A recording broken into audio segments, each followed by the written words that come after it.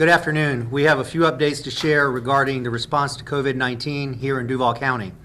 We appreciate our new partners working with us to bring you information safely by practicing social distancing in a timely manner. With me today are Director Bruno from JSO and Director Steve Woodard from our Emergency Operations Center. I'll start with some brief updates and remarks, and then we'll open for questions from the media. I want to start by saying I realized what's happened so far as it relates to COVID-19. It has been catastrophic to businesses and workers who are now facing incredible hardship. This is impacting all of us, but not everyone is experiencing the economic devastation. So I'd like to take a moment and address that. For those that are not feeling the financial stress of this virus, and for those who are not feeling the effects, you need to recognize those who are. We all need to be doing our part and doing what's right. The sooner we flatten the curve, the sooner we'll alleviate this economic crisis. The more people who don't take this seriously by practicing social distancing, and the longer this will go on, and the more people it's going to impact. We all play a role in stopping COVID-19, and we all need to do our part.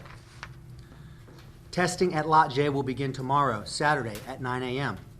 It will be open from 9 a.m. to 5 p.m. 7 days a week for as long as supplies are available. The testing facility does not require a doctor order or a scheduled appointment. However, clients will be evaluated by a medical professional on site if they meet the criteria. They will be tested. If they meet the criteria, they will be tested. If they do not, they will be sent home. Testing, this is a federally sponsored site, so in accordance with their guidelines, testing will be performed for anyone 65 years or older with an on-site temperature of 99.6 degrees or higher and with respiratory symptoms. We hope we can work with our federal partners in the days ahead and at some point expand that. But right now, 65 years or older with an on-site temperature 99 degrees or higher and respiratory symptoms. Additionally, first responders and healthcare workers who have direct contact with patients will be tested regardless of presence of symptoms. This is guidance we're getting from the federal government right now, but we are anticipating to open this up to more people in the future. Test results will be provided in 3 to 7 days. We anticipate long lines as I ask everyone to be patient. We are trying to test as many people as we can. You may be in line a while and public restrooms are not available. A maximum of 4 people are allowed per vehicle. Passengers that want to be tested must be sitting by an operating window. Any additional passenger over the limit of 4 will have to get back in line or will be asked to return the following day. For Lot J testing, you will need a form of photo ID and an insurance card, if you have it. You do not need to be insured.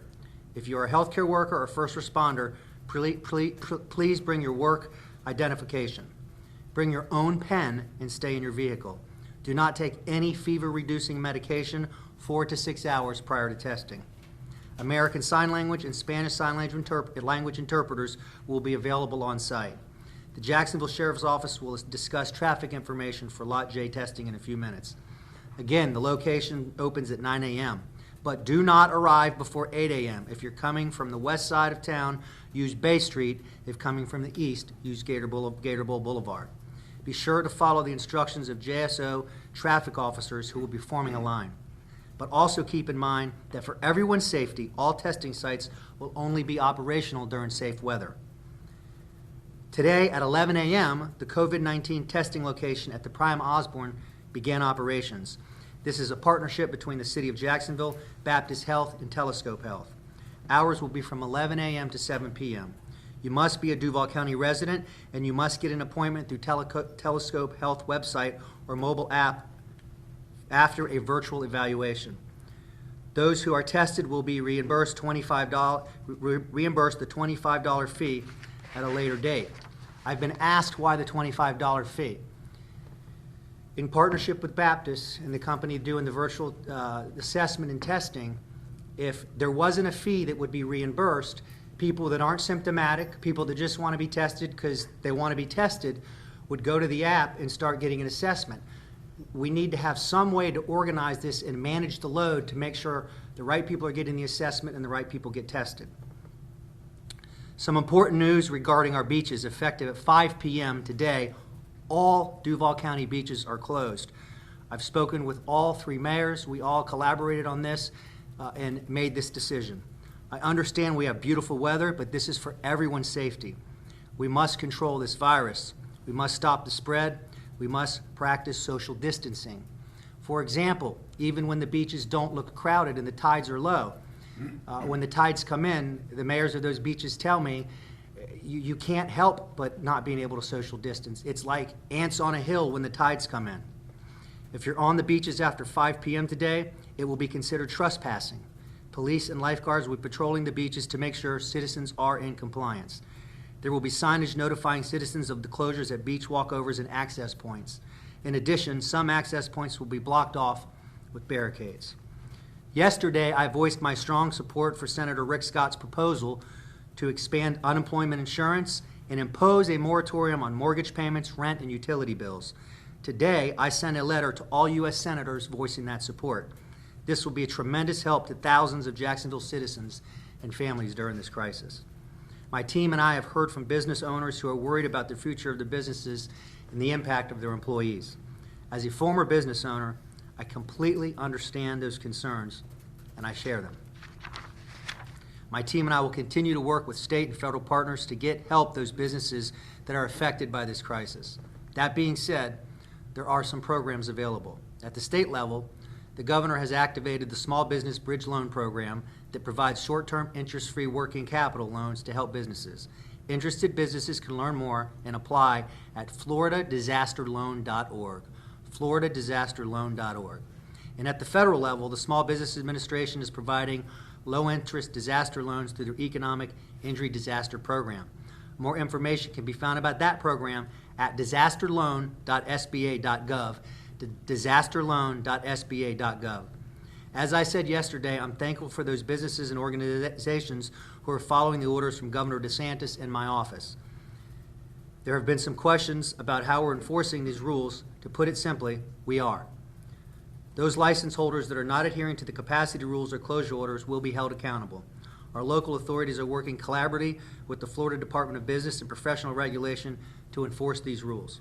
We know these measures are very painful and will be awful to the bottom line of businesses, residents, and families. We made these difficult decisions to save lives. According to the official health experts' guidelines, these rules will protect people and flatten the curve, reducing the spread of this virus. These decisions will save lives. My team and I are also hearing from folks at salons, spas, and large office environments who are concerned for their health and safety. I encourage companies, large and small, to allow your employees to work remotely whenever possible. If that's not possible, take whatever actions you can to protect their health and safety. Reduce person-to-person interactions, have sick employees stay home, increase the frequency, enhance environmental cleaning, and encourage frequent hand washing and other personal mitigation issues for all employees. Social distance. Yesterday, I voiced my support for Senator Scott's call for a moratorium on mortgage payments, rent, and utility bills. Since then, Chief Judge Mark Mahan issued an administrative offer that halts foreclosure sales and enforcements of possession writs of eviction in Duval County until April 3rd. There will be no enforcement of issued eviction orders during this time. Effective Monday, JEA will be closing its customer business office on Church Street until further notice. This is a precautionary measure to protect customers and employees. Customers can continue to use JEA.com or call 665-6000 for assistance. So again, COVID-19 testing location at Lot J will open tomorrow at 9 a.m. Do not arrive prior to 8 a.m. and ensure you meet the criteria for testing. Moving forward with these news conferences, we'll be moving to a video conferencing platform as we encourage everyone to social distance. I know this is unusual and unprecedented. Unusual times call for unusual measures. We want to make sure we're keeping everyone safe and following the guidelines. My team will be in contact with each media outlet with the details soon. Now I'd like to introduce Director Bruno with JSO to talk about traffic and other operations for the Lot J testing. Thank you. As Mayor Curry said, we're asking the public not to arrive before 8 a.m. We're also asking if they come from the west side of town to use Bay Street, or if they're coming from the east side of the stadium to use Gator Bowl Boulevard. Please follow the directions of the JSO officers that are staged along the route, as well as the signboards that we will have displayed for the public with information that will be vital to getting them in and out of the queue as fast as possible. It's important that the public stays in their vehicle They do not walk up. There's no walk-up testing. It's not permitted. As the mayor mentioned, there's no facilities on the site for public use. That creates a contamination issue or concern for every time that anyone exits their vehicle. So we ask that they stay in their vehicle and please cooperate with the personnel that are on the site. That's all we have at this time. Director, did you have anything to add? Yes, Mayor, just to inform the media and the public, as a city, we have been working on this incident since January 31st, so this is day 50 for us, and we have been working with all of our partners throughout the entire incident as it has evolved. We have a very comprehensive plan that we're following with all of our stakeholders. Every day, we're getting updates from the Centers for Disease Control, from the World Health Organization, and from the Florida Department of Health, and we will continue to provide you with the most up-to-date information as we receive it. With that, we'll take questions. Mayor, I guess for Lot J testing, people that don't have cars, people that are just on bikes, can they be tested somewhere? The Lot J traffic, well, they have to come in a car, don't they? They have to be in a vehicle to provide the protection for the employees that are there. That's the way it's set up and designed through the federal government piece. There's other places to, through their healthcare provider or other screening that can be provided to them, but as far as the Lot J goes, we need everyone in a vehicle. But this is, I'm talking, our homeless population and others that are very vulnerable, and I think that's been the concern, the calls that we've been getting. We have, so members of my administration that work with our partners that provide services to homeless people on any given day, they are in regular contact and communication. So should there be a person in the homeless community that needs to be assessed and tested, that would be coordinated through someone in my office and those providers. Can you give us the latest update on where we stand in Duval County with cases? We've had that nursing facility that I know had 5. Where do we stand, and do we know how this is spreading here? Jim, I don't know the latest numbers just because there's active testing happening right now. People are going to be getting results before we've heard about it. What I have said is that we can expect these numbers to climb as the tests expand. And the most important thing that we do as they climb is, again, make sure that those that are most vulnerable based on age and immune systems and respiratory backgrounds get the treatment they need. Director, you may have more information on that. The information that is posted currently on the Department of Health website indicates that Duval County has 15 cases. 13 of those are residents of Duval County. 2 are non-residents of Duval County. The demographics, 12 men, 3 women. 2 travel-related cases, 8 not travel-related cases, and 5 unknown travel-related cases. As you know, in the last 24 hours, a medical examiner for Duval County has reported 1 death. And I know that's a concern from that nursing facility where that occurred. Are you worried that we're going to see something similar like we've seen out west, like in the Seattle area, with these types of facilities? Every case is obviously a case of significance, and we're continuing to monitor that. If you look at the demographics, the nursing homes and other facilities are more susceptible, it would appear, to this type of illness. So we're working closely with them and the Department of Health to make sure they have no unmet needs. And we're working very closely with the hospitals. Been on numerous calls with their leadership, both collectively as a group, and I'm calling and texting them nightly and throughout the day, and they are prepared and continue to prepare. Jacksonville is unique in that we're geographically large. We're not as dense as many other cities, and if we take the necessary precautions, which we've been taking now about social distancing, we can flatten the curve. And I guess just finally on that, we saw the methadone clinics today here in the city. Many people there and not practicing that. Even JSO, I understand, went out there. Do you have any information on that? Have you learned anything? Director, do you want to? So I saw the picture that you were referencing in regards to the people assembled outside of that.